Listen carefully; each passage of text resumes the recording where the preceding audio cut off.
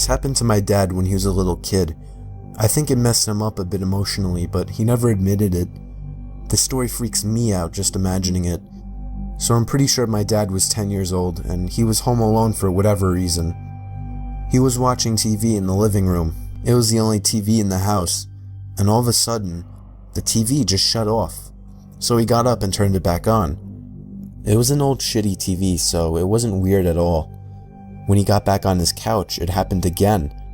He got up once again and turned the TV back on, and again it turned off. He repeated this process a couple more times before he started to look for the remote. While looking for the remote, he walked over to check behind one of the couches and saw a man hiding in the corner, holding the TV remote. My dad described the man as having long, messy hair and a crazed look in his eyes. He gave my dad a smile, and my dad ran out the front door screaming like a little girl. He went to his neighbors, who called the police. The man was still in the house when the police got there, so he was arrested. My dad told me that he still assumes the man was either homeless or crazy. Either way, this story is downright terrifying. My friend told me about something that happened to her when she was younger, about 8 or 9. She was walking home from school and got her key out to let herself into the house. Her single mom worked and came home later on weekdays. As she reached up to put the key in the door, her mom opened it in a dressing gown, having left work sick. Instead of greeting her, she looked straight past my friend and immediately said, "Who are you?"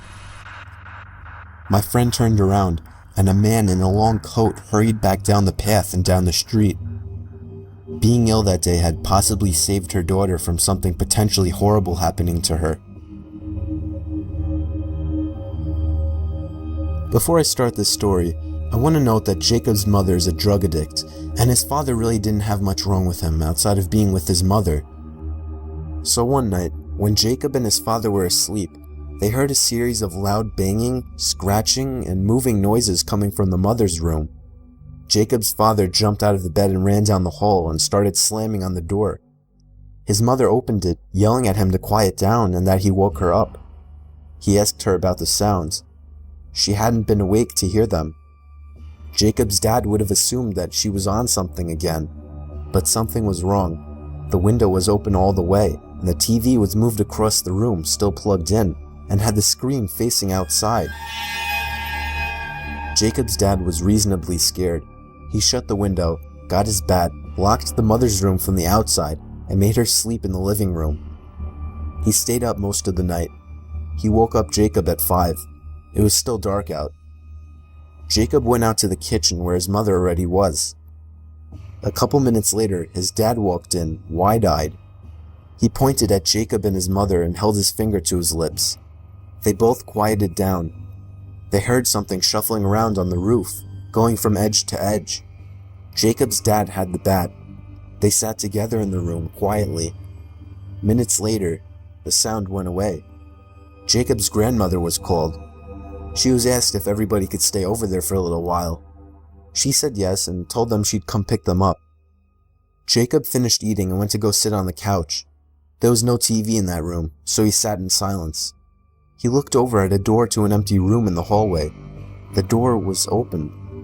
There was a finger wrapped around the side of it. Jacob screamed and pointed to it, and his father grabbed him and ran out. Jacob's mother followed behind. They went to a gas station and sat out front until they saw Jacob's grandmother's truck. Jacob described how unnatural the finger looked to me. He said it reminded him a little bit of a foam finger in length and width. It was wrapped clear around the door frame, the door itself being latched on the opposite side. They didn't go back to that house much after that. Once they'd gotten everything out of it, they never went back again. Nothing was stolen, and the window in the empty room was open. I was 13 years old. I had the most isolated bedroom imaginable. Mix that with a wild imagination, and I was often up late at night, scared and paranoid, unable to fall asleep. My bedroom was a separate floor of the house, on the opposite side of my parents' room. They had no way of hearing what was going on in my room. So it was a seemingly ordinary night, with a bit of rain, but not a storm. I woke up and looked at my clock and saw that it was 2 in the morning. I got an uncomfortable feeling right away, but I didn't know why. I then saw at the edge of my bed, there was a shadow of something roundish just over the head of the edge of my bed. My heart started racing until I realized it was just my hat. I sometimes hung my hat on one of the wooden poles at the edge of my bed, so I calmed myself down and fell back asleep. I woke up again around half an hour later and was again startled by the sight of the shadow at the end of my bed. But after my brain started to fully wake up, I remembered it was just my hat again. This process happened one more time that night, probably another half hour later, and once again, I was startled by the sight of the shadow. I was getting thirsty, so I reached my hand down to the side of my bed, looking for my water bottle, but I instead found something else. My hat. And at that instant, I felt my heart drop into my stomach, as I almost fell out of my bed trying to turn the lamp on. The light revealed the face of a man, peering over the edge of my bed, staring right into my eyes. I let out the highest pitched scream a boy could possibly produce, and ran straight past the man and down the stairs of my room. I felt the man try to grab me, but I managed to open the door and run to my parents' room to get my dad. My dad got the baton from under his bed and raced to my room, but he was too late. When we got back to my room, the window was wide open. Apparently the man jumped out onto the patio roof outside my window. When I was a kid, I had a huge group of friends that all happened to be on my block. On the weekend nights, we would always play manhunt, aka hide and go seek for older people. It worked out great because since we were all neighbors, we used all the front and backyards and even the woods behind our houses. We had a rule though, that we couldn't go out more than a backyard's length into the woods. I always used the same hiding spot, and nobody ever found me. I always hid behind an old rusty barrel that was thrown into the woods years ago. So on this particular night, there were only 6 of us playing. My friends Joe and Raj were on my team. We quickly dispersed as we were the first to hide. I ran to my usual hiding spot, through my backyard into the woods behind the barrel. Usually I would see the flashlights of the other team shining through the backyards in the woods, but it was unusually quiet this time. And then, I finally heard footsteps nearby. I didn't see a flashlight, so I assumed it was one of my teammates.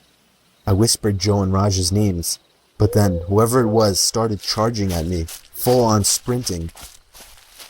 I immediately shot up and ran out of the woods to find a new hiding spot in my backyard, but nobody ever came out of the woods. I heard all my friends calling my name from out front, including Joe and Raj, so I assumed something was wrong and went up front. I saw Joe's parents talking with my parents, with all my friends surrounding.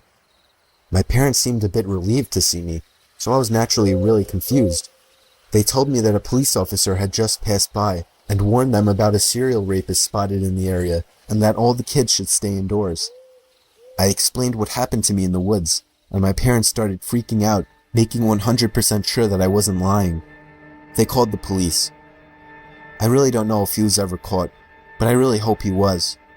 I try not to think about what would have happened to me had whoever that was caught me. When I was maybe 12 or 13, me, my mom, my stepdad, and 2 dogs went to the beach for a weekend. We rented an apartment all the way at the back of the shore. The apartment had nothing surreal to it at first sight. We unpacked everything and went out for dinner straight afterwards. We came back and at the time it was maybe 9 p.m. We watched some TV for an hour or so. My mom, stepdad, and 2 dogs slept on a bed you could make from the couch. They gave me the bedroom with a king-sized bed. I went to bed and used my computer for a while to play some games that I had pre-installed since I knew that there would be no internet connection there.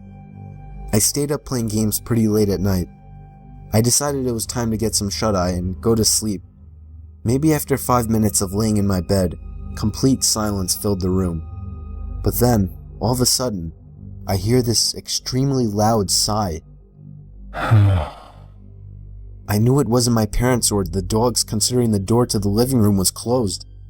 I straight bolted from that room and went to sleep in the bedroom opposite of the master bedroom. My heart was pounding so fast because I was absolutely petrified. Needless to say, no sleep was had that night. I told my parents about it the next morning, and they told me it was probably just my imagination, but I was certain it was not.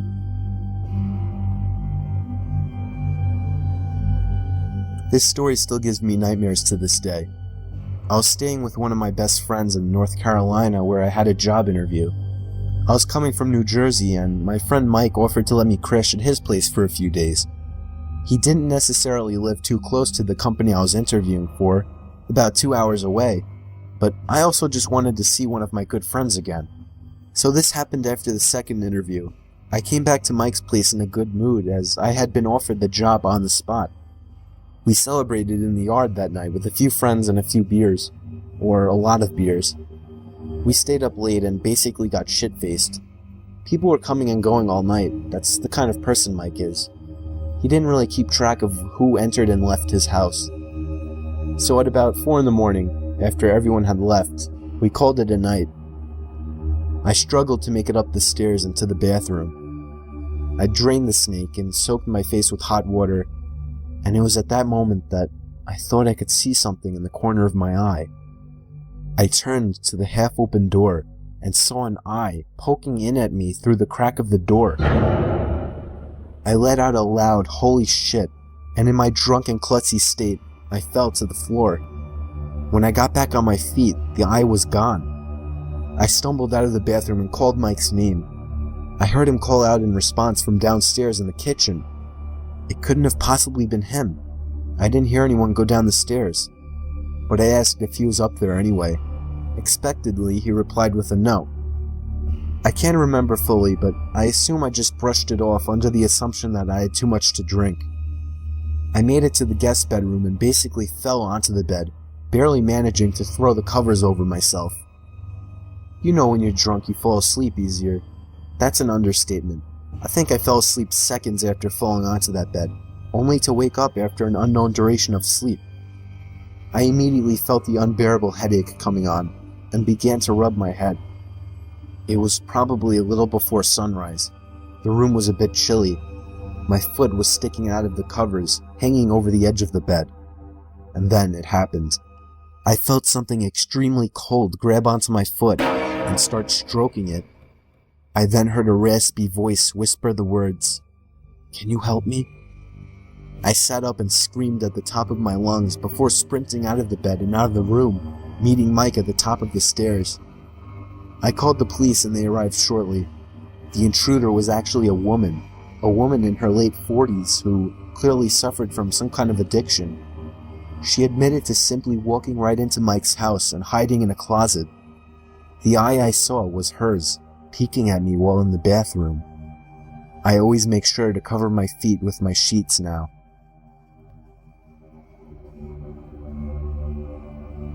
It was the dead of winter in Cali. Me and a couple buddies were on a skiing trip by South Lake Tahoe. We stayed in a big luxurious log cabin for a few nights.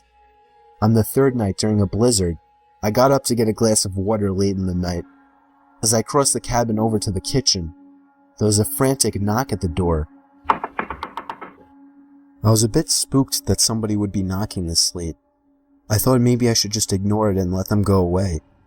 But I realized they knew we were there, as my car was parked right outside. I also had the thought that maybe somebody was in trouble and needed to get out of the dangerous weather. I tiptoed over to the door and waited for another knock. It didn't take too long before the knocking came again, this time much louder and more frantic. "Who is it?" I asked. Nobody answered. I asked again louder, but there was still no answer. After I asked this, there was no more knocking. I grew curious and eventually opened the door a crack with the chain lock still on just in case.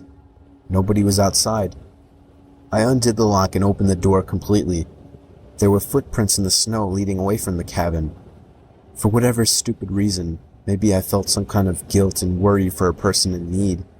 I slipped on my boots and jacket and stepped out into the storm to follow the footsteps before they were completely filled. The footsteps led me to the edge of the property before completely stopping. I shit you not, the footprints completely ended, not a sign of vehicle marks, a struggle, nothing. It was as if whoever made the tracks was standing still, right where I was. I felt disturbed and ran back into the cabin and slammed the door shut behind me, making sure to lock it. Before I could even gather my thoughts, the frantic knocking at the door resumed. My heart started pounding, and I started to scream for my friends. One by one, they all rushed down to see what was wrong. When we opened the door, there was nobody there. The footprints were already filled. I never could prove what happened to my friends. I don't blame them for not believing me. I almost don't believe myself, but I know it happened. I just can't even try to explain it. It still freaks me out to this day.